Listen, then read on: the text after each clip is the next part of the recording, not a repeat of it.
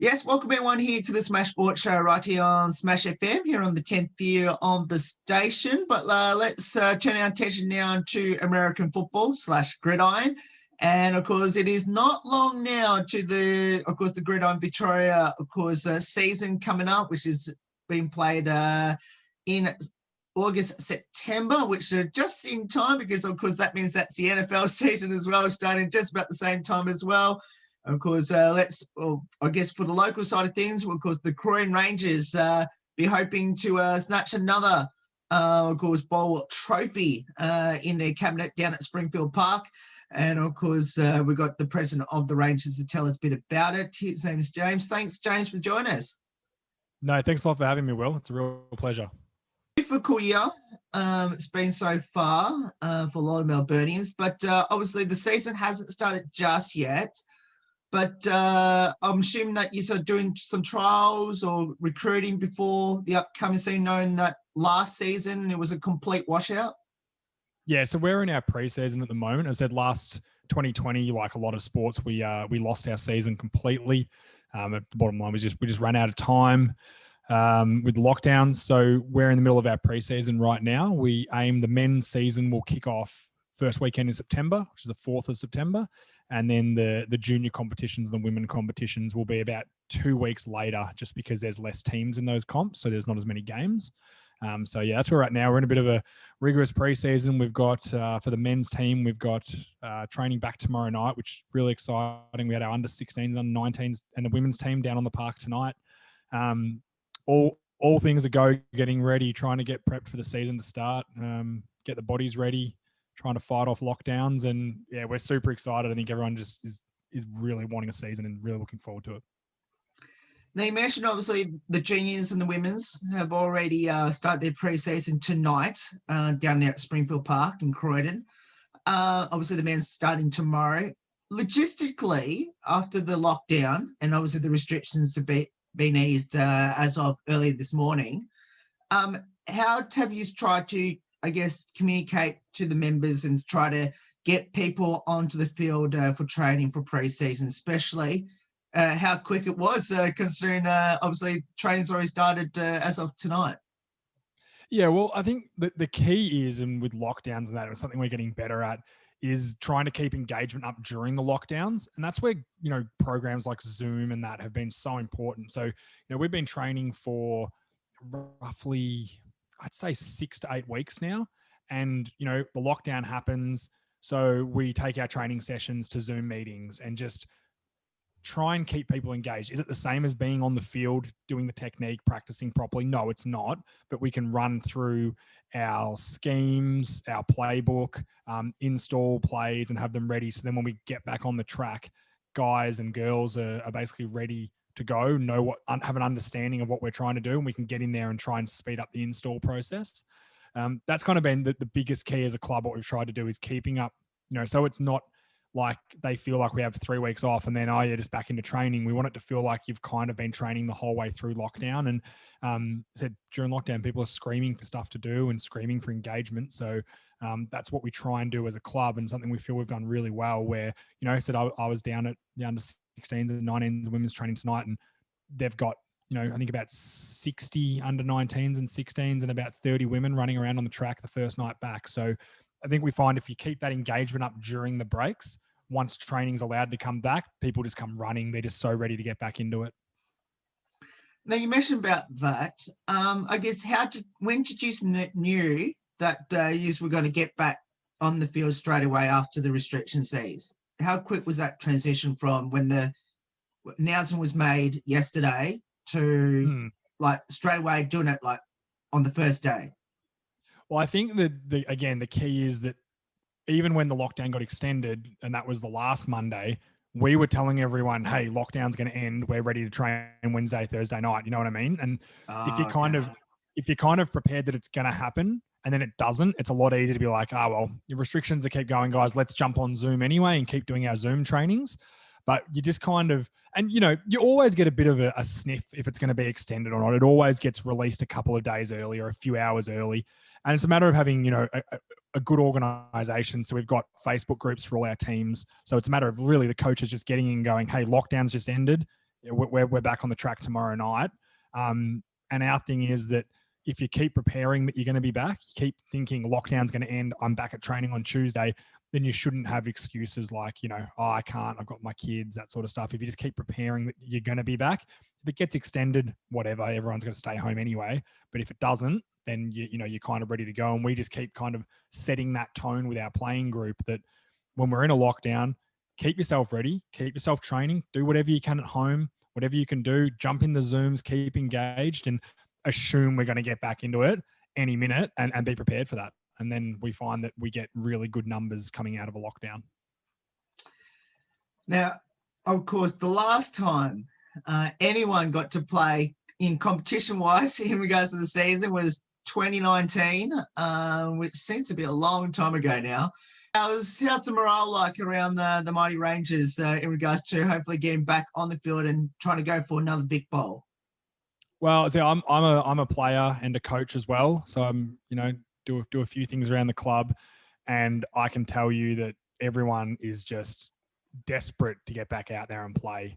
I've been playing for about 13 years now, and I thought missing the year might make me, as I'm getting a bit older, might make me not want to go back. But I can tell you, I'm looking forward to getting back there as much as anyone. It's just when you do it a lot, it becomes such a huge part of your life, and you miss that outlet, you miss that ability to go and spend a few hours and not think about, your busy job or, how naughty your kids were last night trying to get them into bed. You just get on the track, you put your helmet on, and you really just think about football. And it's a bit of an escape for a lot of guys. A lot of, I think that's what local sport does. And I think the excitement around the club from all our teams are just that they just so with every kind of lockdown and COVID outbreak, the panic starts happening. Oh, we're going to lose another season. And our league's been really good. Gridiron Victoria, they're saying that there's no way we're going to miss a season. We don't care if we play until March next year. We'll be having this season. The excitement is through the roof at the moment, and people just, after missing a year, we lost some players, some people that were kind of like, you know what, I didn't play last year and I didn't miss it, so I'm not coming back. But we've gained a lot of new guys, a lot of guys that have kind of been rejuvenated in their energy for it from missing it. We're really ready to go.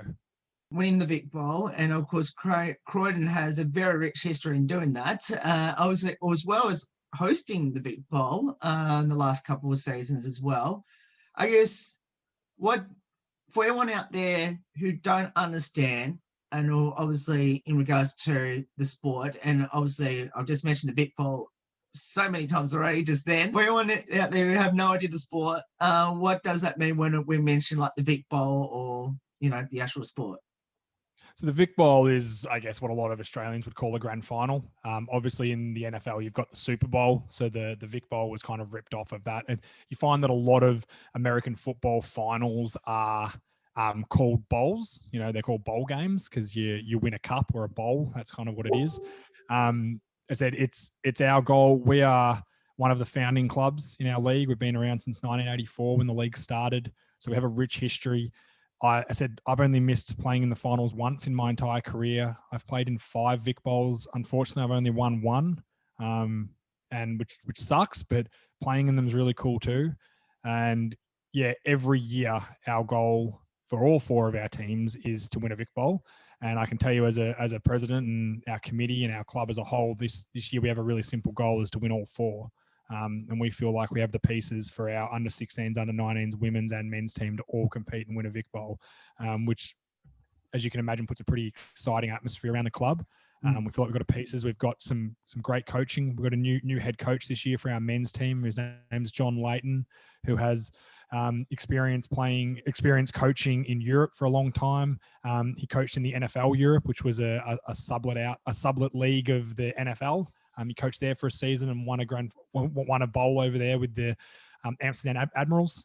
So we're bringing him in. We feel that he is one of, if not the best coach in the country, and there's not many guys that can have that knowledge. And it's been a bit of a shell shock for the men's team to have a high level coach like JL come in, but we feel like it's really shaken up the team, and we're feeling very good and very prepared. So our goal is always to compete for a Vic Bowl. We don't hide that. We think every year we have an opportunity to do it. We've been competing and playing in finals for a long time, And yeah, the goals haven't changed. We've got some great coaches and some great players throughout all the teams. So yeah, the Vic Bowl is kind of the aim of our club, and we don't hide that. I think most of the clubs, if you talk to most of the clubs in our league, not many of them hide from that. That's what everyone wants. Now, I mentioned about also the club has host Vic Bowls as well in the past. I guess tell us about how massive is it in regards to people coming to the games? Obviously, where Croydon Rangers are located, of course, on the corner of Springfield Avenue and Mount Dandenong Road. It's a pretty unique location. Obviously, you get a lot of traffic going down that road. I guess spectators-wise, how important is that Vic Bowl been? Yeah, like hosting the Vic Bowl, obviously, you talk about a club from a financial point of view. Hosting a Vic Bowl, having your canteen open, your bar open, it's the biggest crowd you'll get at a game for the year. We play 2 divisions, and there's obviously juniors as well. There's 2 men's divisions and juniors, so there's normally 5 games. So you have a fairly big crowd throughout the day. In terms of this season, we're lucky enough at the Rangers that we've almost got a brand new building finished, which is just spectacular after 38 odd years of living out of a shoebox. These new rooms just look incredible. Our field got redone a couple of years ago, which is unbelievable. So we're really hoping, it hasn't been confirmed yet, but we're really hoping we get to host the Vic Bowl this year for all the comps. And we're really hoping that hopefully we could play in a home Vic Bowl. But in terms of the crowd, I said, you don't get a lot of, it's local sport, and it's a fairly niche sport, Gridiron. There's a lot of people that don't know about it. Our venue's a bit different. We get a lot more walk-through traffic because, said, there's the football field next door. It's on a really busy road, so people do notice it, and we try and put on a bit of a spectacle. But as for a Vic Bowl day, you'll get anywhere between 500 and 1,000 people on the sideline watching, which is a lot more than what normally is at a game. So it's a really cool atmosphere. The team that's hosting normally tries to jazz it up a little bit with the field. We've had flamethrowers one year, smoke machines, just trying to make it look as cool as we can. So then people are walking by, go, well, what's going on in there? Let's go and check that out and just gauge more interest. And the sport's grown over the past decade. I think my first year I played, there was 4 clubs, and now we're up to about 11 clubs in the space of a decade. So not many leagues have growth like that. And, if the sport continues to grow this way, I think it's going to become a lot more mainstream. Being the president of the club, I guess how important is your community being, but obviously the volunteers that work behind the scene that obviously not many people will know, how important they've been, especially during these tough times in the last year and a half now. And we'll get to your sponsors in just a moment, but how important your community and especially the volunteers working behind the scenes? Yeah, look, clubs are really hard, right? And, a lot of people go into them that, no one gets paid at our club. No one makes any money. No one gets free fees. No one gets anything. Everyone puts in because they love being a part of the Croydon Rangers. We've got a great committee. We've got a great group of people, a great group of coaches. And, we're one of those clubs that said we've been around a long time. It's more of a family than a football club. All my best friends are all from the Croydon Rangers. It's a real family appeal, and someone's always there to put their hand up and help out. The men's players coaching the women's teams and coaching the juniors teams, and the women help the juniors, and the juniors come and help out the men's training. And there's always people around to help out. It's as much as just putting out a message, and you'll get 10, 20 people saying, "Yep, I can come and help." So it really is a special place to be. It's something that, I certainly love being a part of, but we have such a strong culture, and, we a lot of the time have guys come down to our club from other clubs or from different sports that walk in and just are blown away by how we behave and how our culture is and how we get along and really respect and appreciate each other. It's a really good place to be, the Croydon Rangers, and there are lots of people that go into making it that way, and all volunteers. Talk a bit about your playing journey so far. You mentioned how you got started the sport. I guess, what was the reason why you chose American football? I played Aussie rules growing up, like a lot of guys. I was a much bigger guy. I didn't really enjoy the running side of Aussie rules, but I really liked the physicality. And I was a big fan of the NFL. I watched a lot of NFL games. I got really into the sport. And, one night I just decided to look up if there was a gridiron in Australia. And I did. And the Croydon Rangers were the first team that popped up. And they were pretty close by to where I was living. And I thought, as a 20-year-old, I thought I'll go and have a bit of a look. I said, I'm not really enjoying footy. I know preseason's starting and I don't want to just be running laps and running 5-kilometer runs. And it's not me. And I went down to Gridiron and I never looked back. I just fell in love with it. I've played offensive and defensive line my whole career. I think that the biggest thing about Gridiron, that the most attractive thing about it, I think for some people, is that you can literally have the smallest people and the biggest people all playing and all contributing to a team. It doesn't matter what you are. There's a position for you. There's a spot for you. And a lot of the positions come down to effort. If you put in a lot of effort, you can really be a valuable player. So it's not always skill-based, some of the positions. Some guys don't catch the ball at all. There are guys that go their whole career without touching a football, but they're so valuable to your team still. And there's not many sports like that. And that's kind of when I fell in love with it. I fell in love with the tactics. I fell in love with the technique, the intricacies of it. And it's one of those sports, once I always describe it, it's like the movie The Matrix, when you're reading The Matrix and, that you can see them reading it. It's what watching American football is like the first time. It just looks like a jumble of numbers and code. And then once you start to get it, you start to see the story unfolding. And personally, I don't think there's anything better than that. I've never found another sport that kind of grabbed me like that. Well, you pretty much just answered my next question about what position you played or have played. So my question I'm going to ask you is, would you rather be on the offense or the defense side of the ball? And if you've been on the offensive side, have you tried to convince your coaches to put you at quarterback? No, so I've actually played center my whole career. So I'm the one who snaps the ball to the quarterback and then tries to protect him. Look, offense and defense are different. I've always described, for example, offensive and defensive linemen, they're normally similar builds and similar style of athletes. Offensive linemen, like a defensive lineman will rip a fridge apart with their bare hands, and an offensive lineman will be the one smart enough to put it all back together and make it strong again. There's differences to them. A defense is incredibly aggressive. It's incredibly intuitive. It's about effort and reading and reacting to things, and because you don't know what the offense are doing. Whereas on offense, you have a set play that you're running, you know what you're doing. So there's a level of intelligence that comes into that. And if you can understand, all right, I have to block this guy away from this area. How am I going to do that? And what angles am I going to use? What sort of leverage am I going to need to do that? It all comes down to angles and leverage and technique. I guess the long way around to answer your question is that they're both terrific. I love playing defensive line and I love playing offensive line, but they're both very different. Defensive line, you can almost just pin your ears back and go after it and be aggressive and try and just find the guy with the ball and go and get him, Whereas offensive line, you got to think about things and understand what you're doing, and again, have the right angles, block the right person the right way, the right style of block. And it's a real, offensive line as a whole there's something honorable about that protection element. We don't get stats. We don't get anything. Our statistics come from what the other positions around us do with the football in their hands.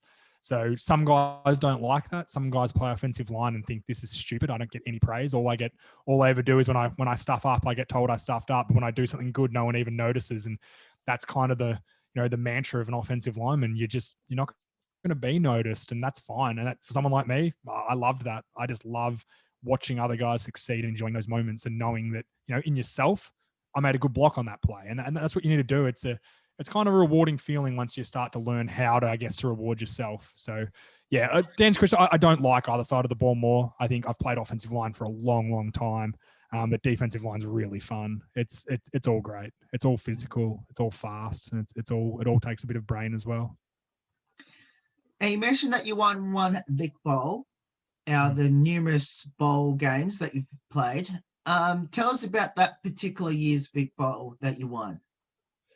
2015, that was. It was actually a really strange year. We didn't feel like it was one of those years where we didn't feel like we had as good a team as what we did.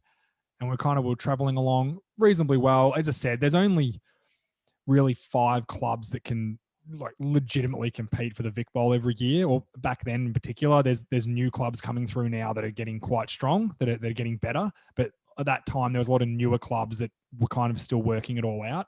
So it's kind of only 5 clubs. So you kind of, if you beat the teams below you, you guarantee yourself a final spot. And that year we didn't really realize how good a team we had until we got, we got into the finals and we played the Geelong Buccaneers down in Geelong. We were the 4th seed going into the finals, so we had to go down to Geelong and play the Buccaneers, and we beat them by a point.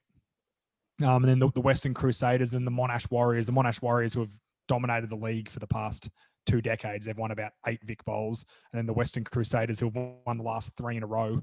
They were pretty good teams, and we went and watched their game afterwards, and they had a really close game, which the Warriors won. And all the talk on social media was, I'll never forget it. It was, the Vic Bowl was already played. Doesn't matter about the Rangers getting through. No one's beating this Warriors team. And we kind of went into the game. It was out in Morwell, so it was out in the middle of nowhere at this really cool soccer stadium, it was a great stadium, but it was so far away. The bus out there, and I remember just the feeling from the team. It was really like we had nothing to lose, and we'd lost a few Vic Bowls where we were. I think I'd lost 2 by that time where we were the top team, and everyone was thinking we were going to win it, and we kind of choked it, or we got beaten on the day. And we came into this game so relaxed and just so carefree that there was no pressure on us, because the Warriors, everyone thought they were going to beat us, and we just thought, let's just go out there, give it everything we have, and if we win it, great. If not, let's not lose sleep over it. And I think that attitude kind of paid off for us. I remember it was into the 3rd quarter, and they were going for a field goal. We were up by about 2 touchdowns, and kind of hadn't sunk in that we were up by 2 touchdowns, and we were, if everything going well, we were going to win this game. And they went to kick a field goal, and we blocked the field goal. Their snapper, who was an import from America, an outstanding player, barely hadn't made a mistake all season. He snapped it over the kicker's head, and it went through for what's called a safety. So it went back through their end zone, and we get 2 points in possession. And that was when I kind of realized, oh wow, like we've got a real chance of winning this game. And you just remember the intensity just going through the roof. And yeah, it was, I said, there's a lot of moments in your life that are really cool. That was a really big moment. When I think I'd been playing for 8 or 9 years at that point, I think I'd lost 3. To get that, it's almost a feeling of relief and happiness at the same time. But it was a really cool feeling. And I think the great thing about sport, one of the best things about sport, is that I can still remember every single guy that was on that team. Most of them don't play anymore. Most of them have moved on. It was 7 years ago now. Most of them have moved on to play other sports. There's a few guys that are still there, but you run into them, you don't talk to them for a couple of years, and you run into them somewhere, and it's just like you just start talking. And I think that is the greatest thing about sport, is those relationships you gain and you build from those big moments. And winning a Vic Bowl, I said there's a reason it's the goal every year, because there's no better feeling than with a group of men that all have a common goal and go and succeed at that goal. There's nothing better, and I've never heard anyone tell me a better feeling than that. Now, what will be your advice to people that should get involved in American football, especially down at Croydon Rangers? And I guess, how can they go about it? Well, I guess the big thing for me is give it a try. There's a lot of guys that come down in their late 20s, 30s, that have thought, I wanted to play this game for years, and then they end up playing for 5 or 6 years and think, man, I wish I'd come down when I was 21. I wish I'd come down when I was 20 and spent 10 more years playing this sport. I guess my advice would be, if you're thinking about it, try it. And that doesn't mean if you're close to the Croydon Rangers and you want to be a part of the Croydon Rangers, we will have any player who wants to be a part of our club is welcome, and you'll get a great culture and a great welcome, a pat on the back, and let's get in here. But it's a tough sport. It's a really physical sport. I think people come down thinking it's not as physical. It is because of the gear you wear. I've played a lot of sports, and it is by far the most physical sport I've ever played. There's nothing else like it. There's no other style like it. But give it a try. The worst thing you can do is you come down and try it for a few weeks and you don't like it, and then don't play. That's fine. But don't be that person that thinks about it for 10 years, then finally comes down and goes, God, I wish I'd done this 10 years ago. Give it a shot. Try it out. And then you know what? At least then you can walk away. If you didn't like it and you don't want to play it, you walk away knowing that. You don't have to wonder about it forever. That'd be the biggest advice I could give. Just try it out. Mars would tell us the nights that all 4 your teams are training. Yeah, so we've got our under 19s and under 16s, so our juniors program, which is coached by Josh. They're on a Wednesday night at 6:30. Our women's team also train on a Wednesday night at 6:30, and our men's team train Tuesdays and Thursday nights at 6:45. I said, if anyone wants to be a part of it, we're on Facebook. We're on all social medias: Facebook, Instagram, TikTok, Twitter, anything you can imagine. We're on it. Shoot us a message. It'll get to either myself or Brett or one of our committee members, and we'll get in touch with you. But if anyone's thinking of playing the sport, just come and give it a try. It's not too late to start. It's not too late to get in. Not too late in the season. You're not gonna, come in, give it a try. There's always room. With community clubs, I'm assuming sponsors have been very important. Do you have some sponsors that you want to give a bit of a shout out? I will. We've got a couple of sponsors on the books at the moment. It's been a bit of a rough year for sponsors because of COVID.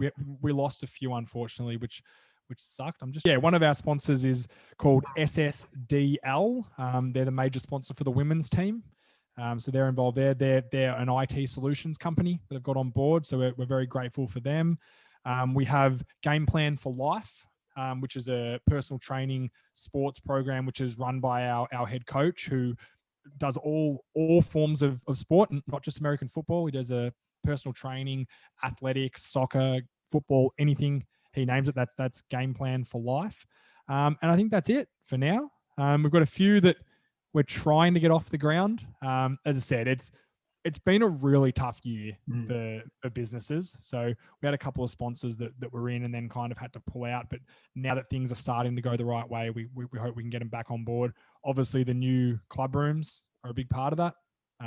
It looks, the new club room is going to be spectacular, and we hope bring a lot of sponsors through the door. We do sign sponsorships. We're looking for all forms of sponsors: major sponsors, sign sponsors, which is just a sign that goes on our fence line so everyone can see it. We do a sponsor for our team photo. So you want to get your team photo up around the border of our team photo, which goes out to tons and tons of families and friends all buy the team photo to put on their fridge. All the mums put it on their fridge and everything like that. So it's a fair bit of exposure. We do all that sort of stuff. But yeah, we found that it's been difficult, and it's one of those things you don't really want to push people. And we just kind of let people come to us, and we tell them what we can offer them. And but we've got a couple of really good sponsors that it goes a long way to helping a club. As I said, it's local clubs. They're driven by their sponsorship programs. The more sponsors you can have, the more money you can bring the door, the better the program you can set up for your players. Have you ever, I'm assuming you've been to the States and seen some games. I guess for anyone over here in Australia, have no idea how big it is. Obviously, we got some games obviously on TV once the season starts. But how big is it? Because I know, being there myself, watching the Titans play, been to Houston, been to New York, and seen how it's like over there. I guess for anyone who haven't experienced it, how big is it over there, and especially the atmosphere at the stadiums? I always try and put it into terms that Australians would understand. And at a grand final day at the MCG, right, for the AFL, they average about 95,000 people attend that game. So the Dallas Cowboys, their stadium holds about 110,000 people, I think. For their season average for games, this is regular seasons. This is just like the footy this weekend. They average 97,000 people at a game. So basically, the crowd that AFL get, if you've ever been lucky enough to go to an AFL grand final, the atmosphere is incredible. It makes the hairs on your arms stand up. It's that cool. That's what every game in the NFL is like. Unless you're from a really, unless your team's a really bad team, the crowd might be less. But the big teams in the big cities, you're going to a game with 100,000 people there every single week, and the atmosphere, and that's just the pro. Then there's college football, which Michigan have 120,000 people in their stadium. They fill it every single home game. So it's just a different world over there. Football is the biggest sport in America, and people are fanatic about it. It's unbelievable that from tailgating out the front of the games to the people then going inside. There's 30,000 people outside the stadium watching it on TVs in the car park. cooking barbecue and drinking beer. That's just what it's like. The atmosphere. I've never seen anything else that compares to it. If you ever get a chance to go to America, even if you're not a football fan, do yourself a favor and go to a game. The stadiums are incredible and the atmosphere is even better. I completely agree with that. But James, thank you so much for getting up your time to join us. Can't wait to hopefully get out there to Springfield Park here in Croydon, watch some local American football matches, and especially with the men's and the women's and the juniors starting in September. And hopefully all goes well for the Rangers. And let's hope we can at least get through a whole season and hopefully get to see the Rangers in the Vic Bowl in all 4 grades. No worries. Thanks a lot for having me, Will. It was a pleasure. No worries. And that's James there, joins from the Croydon Rangers. Of course, if you want to get out there, of course, and get involved in American football, we'll put all the details up and how you can get involved with the Croydon Rangers in season 2021. There's more on the Smash Sport Show right after this. Don't go away here on the 10th year celebration.